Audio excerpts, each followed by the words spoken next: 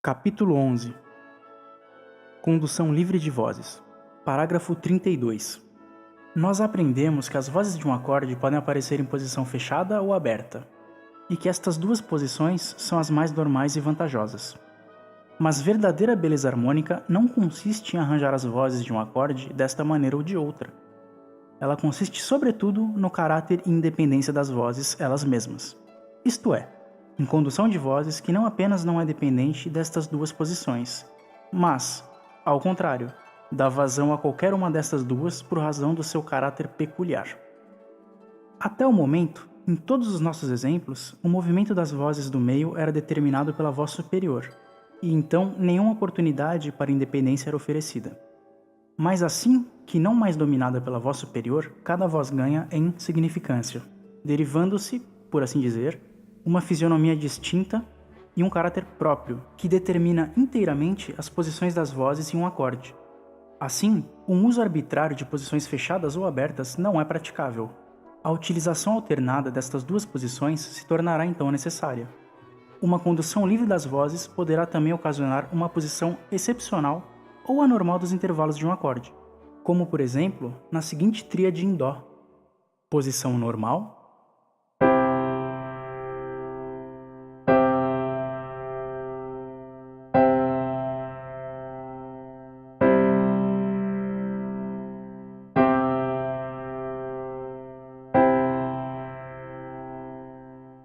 posição casual.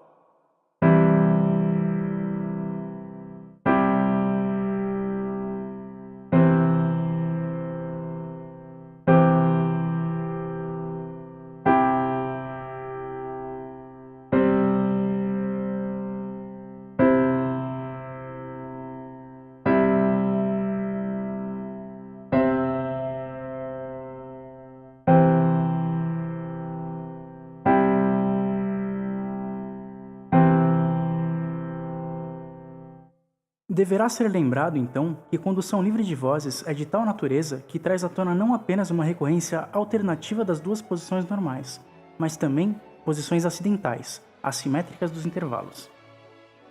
Parágrafo 33. Para obtermos uma ideia clara do caráter das diversas vozes, nós devemos nos lembrar, em primeiro lugar, que nós temos que lidar com vozes externas e internas. As duas vozes externas, soprano e baixo, são de uma natureza muito móvel. Elas podem ser comparadas a uma linha curva subindo e descendo em ondas.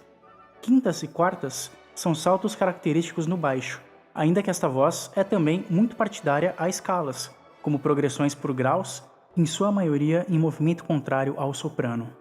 O soprano se adapta melhor a progressões por graus, porém saltos de quartas, quintas, sextas e oitavas não são de maneira alguma excluídos.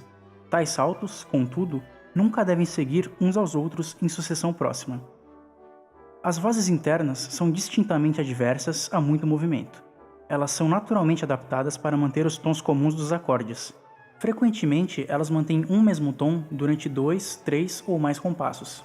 As vozes internas são melhores mantidas em uma altitude não muito alta, e não devem estar muito distantes uma da outra. Onde o acorde não está em posição fechada, no entanto, elas não devem se aproximar demasiadamente. Nós devemos ser peculiares para evitar uma posição das vozes na qual as vozes internas estão perto do baixo, com o soprano muito alto. A teoria pode fornecer apenas uma visão muito geral sobre a natureza das vozes. Cabe ao aluno, dado que ele seja suficientemente talentoso, gradualmente aprender e apreciar por aplicação diligente todos os pontos mais refinados e peculiaridades da condução livre de vozes, assuntos que não podem ser escritos em uma fórmula. O seguinte é um exemplo de uma condução livre de vozes.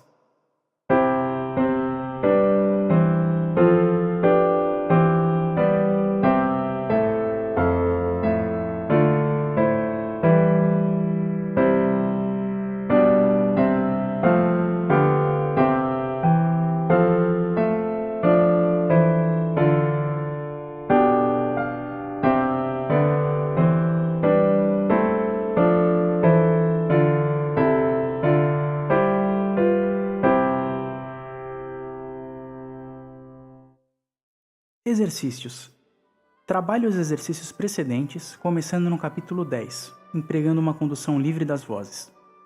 Nota: Nos exercícios, o aluno não deve ultrapassar os limites das vozes humanas representadas respectivamente pelas partes. Estes limites são os seguintes: soprano, de Ré a Sol; alto, do pequeno Lá até o Ré; tenor, do pequeno Ré até o Sol; baixo, do grande Sol até o Dó.